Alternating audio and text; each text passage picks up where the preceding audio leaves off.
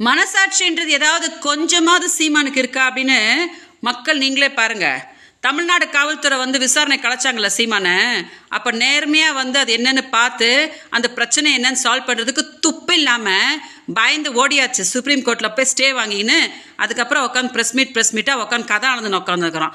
என் ஆட்டத்தை பாருங்கள், என் புண்ணாக்க பாருங்கன்னு. என்னடா ஆட்டத்தை ஆட போகிற? என்ன ஆட்டம் ஆட போகிற? பரதநாட்டியம் ஆட போறியா, குச்சிப்புடி ஆட போறியா? அடுத்த மாதம் வரப்போதே சுப்ரீம் கோர்ட்டில் உன் கேஸு. அதில் என்ன உனக்கும் எனக்கு பரதநாட்டியம் காம்படிஷன் வச்சுருக்குறாங்க.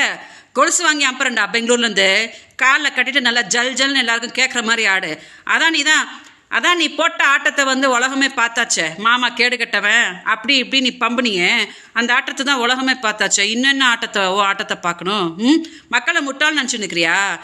என்னைக்கு நீ என்னைய பாலியல் தொழிலாளின்னு சொன்னியோ அன்னைக்கே உன்னோட அரசியல் வாழ்க்கை முடிஞ்சிச்சு சீமான். என்னோட பாவம் உன்னை சும்மாவே விடாது. பிச்சை எடுப்படா, நாசமாக போவ. ப்ரெஸ் கூட முன்னாடி எப்படியோ உட்காந்து பேசிகிட்டு இருக்காங்க தெரியுமா? துப்பு கட்ட நாய். அந்த கேஸ் பொம்பளை பிள்ளை கேஸ் என்னென்னு சால்வ் பண்ணுறதுக்கே யோகியதே இல்லையா? இவங்ககிட்ட போய் தமிழ்நாடை கொடுக்கணுமா? இவன் முதலமைச்சராய் கிழிப்பானா அப்படின்னு நினச்சிட்டு சொல்ல முடியாமல் உட்காந்து உன் கதையை கேட்டுட்டு உட்காந்துட்டு இருக்கிறாங்க. அதனால் ஏமாத்தாத, மக்களை முட்டாளன்னு நினைக்காத. 2026 26 வருஷம் ஆனாலும் நீ இப்படி தான் பிச்சை எடுத்துக்கிட்டு தான் உட்காந்துட்ருப்ப.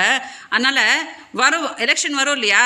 எலெக்ஷன் வரும்போது பாரு, இன்னும் மாதமாக உனக்கு நாமத்தை போட்டுட்டு தூண் உன்னை காரி துப்பிட்டு போவாங்க. தயவு செஞ்சு இதை கொஞ்சம் டெலிகாஸ்ட் பண்ணுங்கள், சீமான் கொஞ்சம் பார்க்கட்டும்.